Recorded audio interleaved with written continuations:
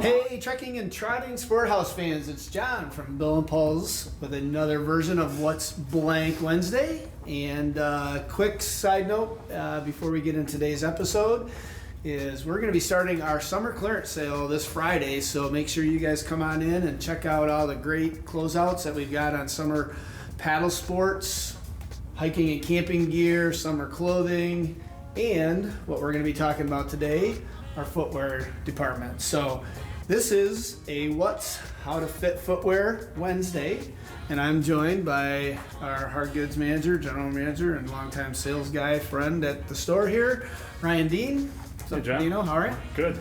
So we've been doing footwear at Bill and Paul's for a long time. Long time. You much longer than me, but I'm trying to catch up. Yeah, and one of the cool things is that we've got a lot of selection, so there's a lot of shoes on the wall.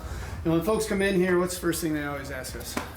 Does it have Gore-Tex in it? They have Gore-Tex, which is a big deal, and Yeah. we always have to talk them through that.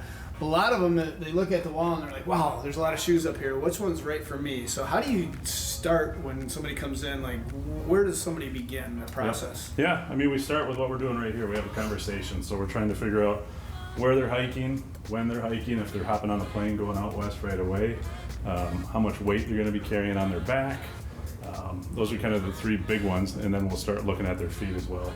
Okay, so we specialize in outdoor footwear, right? Yeah. So are there categories, like are there differences and some of that stuff? Yeah, so there's trail run, light hike, on up to all the way up to your backpacking boots. So it really caters to how much weight you're putting in your back, carrying on your backpack, to how much of a shank you need in your boot, and how much support you need on your foot. And what are some of the brands that we're offering here? Oslo, Soleil was become a really big brand for us. We've always been really big with Salomon. And then some of the mid-hike and the light hike, we'll get into our Obos and our Keen and Scarpa. Differences between, let's say, a trail runner and a backpacking boot. Yeah, so it's all in what's under your foot. So how much of a shank is underneath your foot to support that load in that midsole of the foot.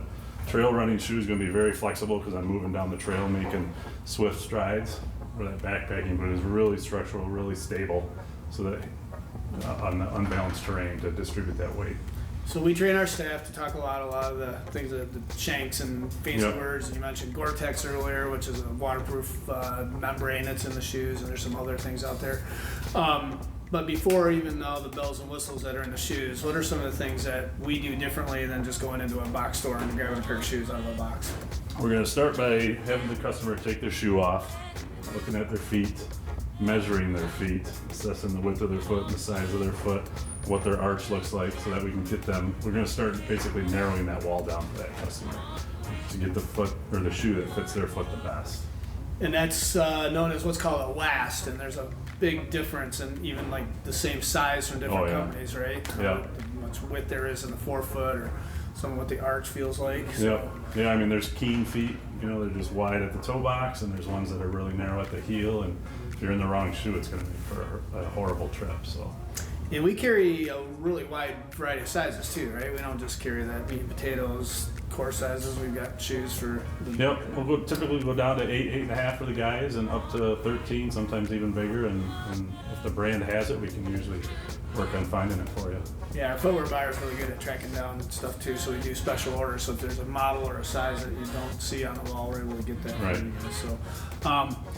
So you go through the process, people put on the shoes, they walk around the store in them. We've got some fancy ramps and whatnot to try Ramps things will out. load up a backpack with weight if they want to, and put as much time in them here in the store to see if hot spots show up.